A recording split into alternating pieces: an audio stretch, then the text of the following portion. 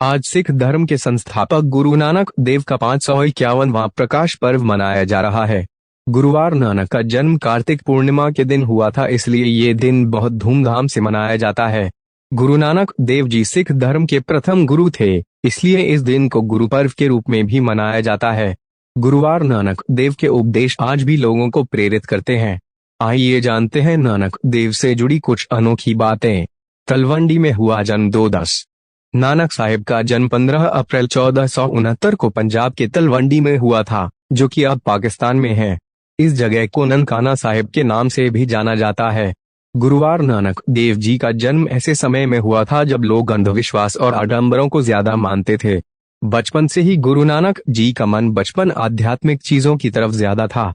आडंबरों का विद्रोह 3-10 हिंदू परिवार में जन्मे गुरु नानक ने सभी धर्मों का व्यापक रूप से अध्ययन किया, जिसकी वजह से वो बचपन से ही आध्यात्मिक और ज्ञानी हो गए थे। वो किसी भी तरह के अंधविश्वास को नहीं मानते थे और आडंबरों का विद्रोह करते थे। गुरु नानक जी के बचपन के कई किस्से बहुत प्रचलित हैं। बचपन से थे विद्रोही 4-10 कहा जाता है कि गुरु नानक देव जब 11 साल के थे तो उन्हें जनेऊ पहनने को कहा गया। उस समय इस उम्र के सारे हिंदू लड़के पवित्र जनेऊ पहनना शुरू कर देते थे, लेकिन गुरु नानक ने जनेऊ पहनने से साफ इनकार कर दिया।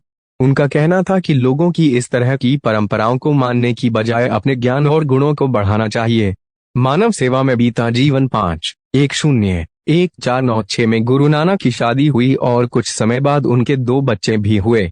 परिवार होने के बावजूद नानक जी का मन कभी भी घर गृहस्थी में नहीं लगा और वे हमेशा मानव सेवा ही करते रहे। गुरु नानक देव ने बिना संन्यास धारण किए अध्यात्म की राह को चुना था। उनका मानना था कि अध्यात्म की राह पर चलने के लिए व्यक्ति को सन्यासी बनने और अपने कर्तव्यों को अधूरा छोड़ने की जरूरत नहीं है। कई आध्यात्मिक यात्रा की 10 नानक ने 30 सालों तक भारत, तिब्बत और अरब समेत कई जगहों पर आध्यात्मिक यात्रा की। इस दौरान उन्होंने सारे धर्मों के बारे में बहुत अध्ययन किया और गलत बातों के प्रति लोगों को जागरूक करना भी शुरू किया। नानक ने अपने विद्रोही विचारों से साधुओं और मौलवियों पर सवाल उठाना शुरू कर किया। उनका कहना था कि कोई भी रस्म रिवाज निभाने के लिए पुजारी या मौलवी की जरूरत नहीं है, क्योंकि ईश्वर एक है और हर इंसान ईश्वर तक स्वयं पहुंच सकता है। अंधविश्वास के विरोधी 7-10 नानक अंधविश्वास और दिखावे के कट्टर विरोधी थे और धार्मिक कुरीतियों के खिलाफ हमेशा अपनी आवाज उठाते थे। नानक लोगों के अंतर्मन में बदलाव लाना चाहते थे। वो आजीवन लोगों यह समझाते रहे कि लोभ, लालच बुरी बलाएं हैं। वो लोगों को प्रेम, एकता, समानता और भाईचारा का संदेश देते थे। धार्मिक उपदेश में बीता जीवन 8-10 गुरु नानक ने कुछ समय के लिए मुंशी का कार्य भी किया, लेकिन उनका मन इस काम में भी बहुत दिनों तक नहीं लगा।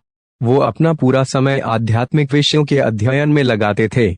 नानक का मानना था कि आध्यात्म की राह पर सिर्फ चिंतन के जरिए ही आगे बढ़ा जा सकता है। उनका पूरा जीवन धार्मिक उपदेश में बीता। करतारपुर में बिताए अंतिम दिन 9-10 गुरु नानक देव ने अपने अंतिम दिन पंजाब के करतारपुर में लोगों को शिक्षा देते हुए गुजारे। उनका उपदेश सुनने के लिए दूर दूर से लोग आते थे। उनकी शिक्षाओं को 974 भजनों के रूप में अमर किया गया, जिसे सिख धर्म के लोग गुरु ग्रंथ साहिब के रूप में मानते हैं। कई धार्मिक सुधार किए। 10-10 गुरु नानक ने कई तरह के धार्मिक सुधार किए, जिनमें से एक जाति व्यवस्था को खत्म करना था। उन्होंने लोगों के मन में ये भावना स्थापित की कि हर इंसान एक है, चाहे वो किसी भी जाति या लिंग का हो। गुरु नानक जी को विश्व भर में सांप्रदायिक एकता, सच्चाई, शांति, सद्भाव के ज्ञान को बांटने के लिए याद किया